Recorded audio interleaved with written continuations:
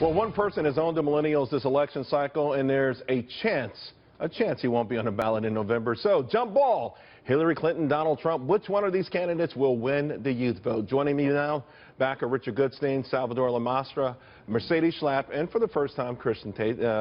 Kristin Tate is with me. I'll go to you first because you wrote an article not long ago saying that Donald Trump has a good shot at winning the millennials. He absolutely does. He has a few assets that will really play in his favor when it comes to young people. He's a job creator, he's an outsider, he's relatively secular, and he's a pop culture icon. So these are all things that will really help Trump reach out to the youth vote. But I got to tell you, Charles, the best thing that Trump has going for him is Hillary Clinton, because Hillary is totally unlikable, she reeks of bureaucracy, and she's just a weak candidate when it comes to appealing to young people. And if you had to say the cool factor, no, hands down. Zero cool factor. Hillary is uncool. She is the definition of uncool. All right, Richard, what do you say to that one? So that would all be interesting except for the facts. The facts are there's been one poll among millennials by the JFK School at Harvard that said that Hillary beats Trump 61-25, that Trump, even among Republican millennials, he's underwater by 20%.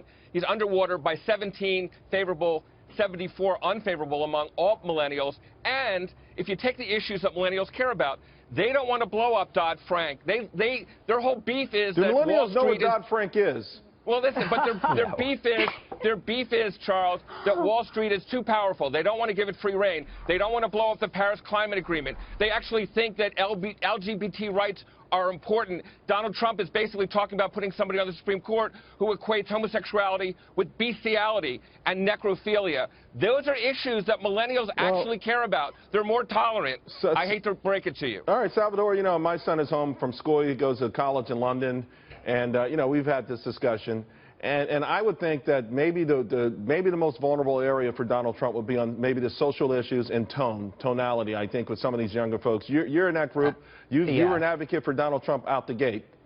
Yeah, out the gate, the first debate on Greta's show, I came out Donald Trump. But what we have to look at, you go back to this Harvard poll. This Harvard poll is months old. It makes no difference right now. You had multiple Republicans in the race. Millennials don't pay attention during the primary season. So now we have Donald Trump and Hillary Clinton. If you look at the latest polls, the latest swing state polls, Donald Trump is statistically tied in Ohio and Pennsylvania with Hillary Clinton, with young voters, where Barack Obama won very big margins with them in both his elections. And then you look at the latest Reuters online rolling polling. On May 5th, when he was declared the presumptive nominee, he was losing the youth vote by almost 40 points to Hillary Clinton. Just 5 days later, on May 10th, he cut that in half to about 15 points. Young voters, when they look at Donald Trump versus Hillary Clinton, they're gravitating towards Trump because they want jobs. One statistic that Republicans need to repeat over and over again in this election is, in 2010, the BLS came out with a report that said by 2020, the number of college grads in this country will grow by 19 million, but the number of college degree-worthy jobs is only going to grow by 12 million. They want jobs, and there's a huge disparity under this Obama economy. Well, you know, then Mercedes, perhaps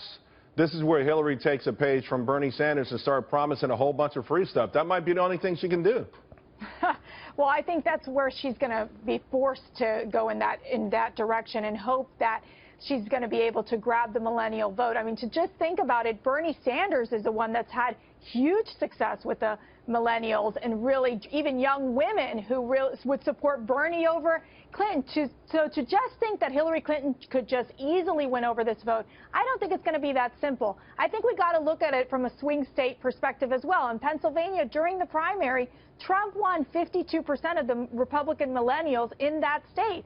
That's a big number. And so I think that's what we're going to be looking at. And the other question will be, Charles, will the millennials go out and vote? Because they don't have a record of going out and voting in presidential elections. It'll be interesting to watch. You know what? They're now the largest voting bloc, but I bet you they won't have they'll have the smallest turnout of all the age brackets, without a doubt.